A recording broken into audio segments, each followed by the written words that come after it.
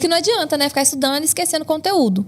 Aí a questão, né, bem pela neurociência mesmo, né? Que ele tem ele recebe muita informação de ter aqueles momentos dele realmente conseguir ativamente se testar. E para isso, tem um ponto lá, tá tudo ligado, né? Do preparo mental e emocional. Ele precisa aprender a lidar com fracasso. O que acontece muito, né? A neurociência chama isso de ilusão de competência. A pessoa, ela assiste aula e aí depois ela faz questões. Aí ela tende a acertar as questões, porque ela acabou de assistir a aula. E aí, todas as vezes que ela quer fazer questões sobre um assunto, ela fala, deixa eu só dar uma olhadinha na matéria para eu não errar as questões. E aí ela não consegue lidar com aquilo ali. Então, a gente fazer questões sem olhar a matéria imediatamente antes é importante em alguns momentos. É importante eu fazer a matéria e testar? É importante também. A gente chama isso de, do exercício de fixação. Mas também não faz sentido. A pessoa teve uma aula e aí ela faz 100 questões sobre um tema específico, né? No ensino médio é muito assim, aldeído. Tudo é aldeído, né?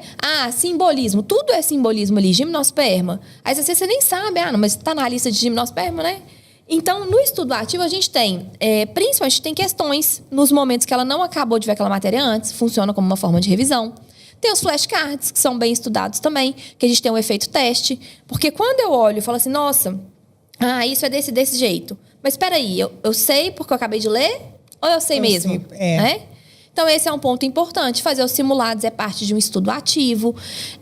Eu voltar nos meus erros sem ver só a resolução comentada é uma parte de um estudo ativo. Eu relembrar aquilo que eu estudei sem consultar é parte de um estudo ativo, é bem consolidado, até bem estudado isso, né? A gente chama de recall. Eu tive uma aula, eu fecho aquilo ali, peraí, o que eu sei disso? Isso e isso.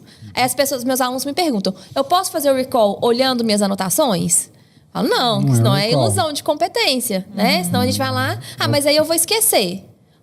Não, né? Eu sou mineira, né? Então eu falo, né? Faz parte. Então, mas se eu estudei 6 aulas hoje e eu não tô conseguindo me lembrar logo depois, tem alguma coisa errada. Eu tenho que ter clareza disso. O primeiro horário eu tô sempre me esquecendo. Então, eu preciso de ter um jeito de prestar atenção melhor no primeiro horário. Ou eu vou melhorar minhas anotações, ou eu vou melhorar meu sono.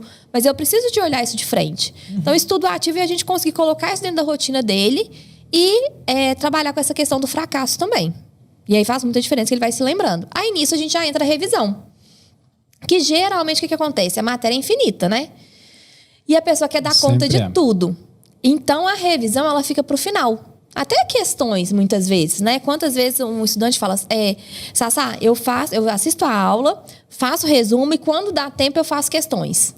Sempre quando fala isso, eu falo assim, e geralmente dá tempo? Fala, não. Nunca cheguei nessa parte do jogo. Parte de questões. E aí, poxa, quando dá tempo, não faz sentido. Então, a gente ajustar. E é muito interessante isso, que na escola a gente não aprende a fazer resumo. A gente não aprende a priorizar. A gente aprende a passar e nem está limpo. com qualidade. Passar limpo. Você olha e vai aqui. Então, a pessoa ela faz um resumo, copia e cola, meio material didático. Ela demora um tempão. E ela acabou aquilo ali, ela não sabe o que é importante e nem sabe... Nem lembra do que fez. E nem se lembra do que fez. Então, essa habilidade de priorizar, eu dou muito treinamento para professor, para educador, em escola, cursinho. E assim, eu falo assim, que uma das principais habilidades que a gente precisa ensinar para o estudante é a habilidade de priorizar. Porque para ele tudo é importante. Quantas vezes ele vai pegar uma apostila e vai grifar e sai tudo grifado? Né? Ele pinta a apostila, né? Ele faz um trabalho de pintura artística. Eu tenho uma apostila rosa. Inteirinha de quando eu comecei. Bateu porque tudo era importante. Tudo, Pra quem não sabe nada. Tudo era importante pra mim. Todos os artigos eram importantes. Eu caí na prova. Marquei todos. É real. Mas aí é a mesma coisa que não marcar, né? Exatamente. Então a pessoa não sabe fazer aquele resumo. E aí a revisão muitas vezes é deixada de lado. E muitas vezes também eles ou deixam de lado completamente, porque na escola não precisava revisar, porque é muito mais importante conseguir ver tudo de tudo. E eu prefiro que ele estude 80% e faça uma revisão bem feita, do que tente 100% e deixe a revisão de lado. Total. Então, a revisão a gente vai colocando ali de uma forma constante e sem ser aquela revisão engessada também. Porque é muito comum, né? Tem até a curva, né, do Ebbinghaus, né? Que fala assim, então, depois de 24 horas, depois de 1 hora, 24 horas, 7 dias, 15 dias, 30 dias.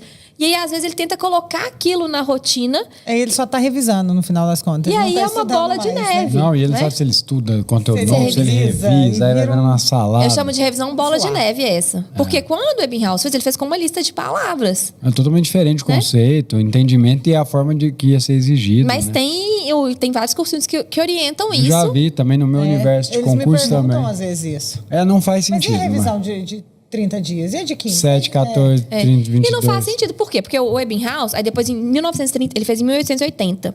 Aí teve lá, a gente fala 85, 89, ele fez com ele mesmo. Depois, em 1939, essa curva ela foi descrita com outras pessoas. E em 2015, a Universidade de Amsterdã validou. Falou, não, essa curva de Ebbinghaus realmente ela existe com uma lista de palavras. Então, beleza. O conceito de estudo é diferente. Agora, no estudo, na segunda você tem uma lista de palavras, né? Sei lá, vamos supor. Na terça você tem um conteúdo da segunda e da terça. Na quarta, não é a mesma lista que você vai revisar pra sempre, né? Como se fosse um número de telefone. Não. Você tem um conteúdo que vai se acumulando. Então, isso vira uma bola de neve e gera uma frustração muito grande. Então, a pessoa não revisa, ou ela tenta entrar nisso aí, ou ela tenta revisar só lendo, ou só assistindo novas aulas, ou lendo todas as anotações. Passivamente. Isso. E aí eu falo que a revisão ela tem que ser ativa e tem que ser diferenciada. Ela tem que concentrar mais naquilo que ele está errando e naquilo que mais cai.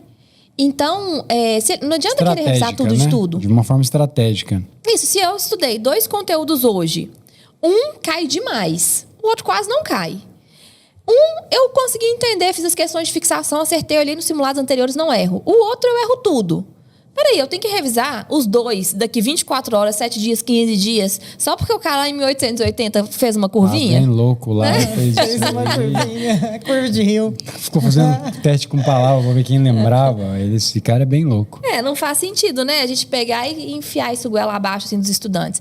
E eu não sei como é pro universo de concurso. Mas pro adolescente, se o cursinho falou, se o professor falou, parece que é lei. E ele fala, não, vou fazer. Eu falo, mas quem que você conhece que fez isso aí por 6 meses e tá bem, tá saudável, tá feliz Pulou no passou, prédio né? Pele boa, assim, sem olheira. Não conheço ninguém. Eu falei, então, vamos ver aqui o que tem validação.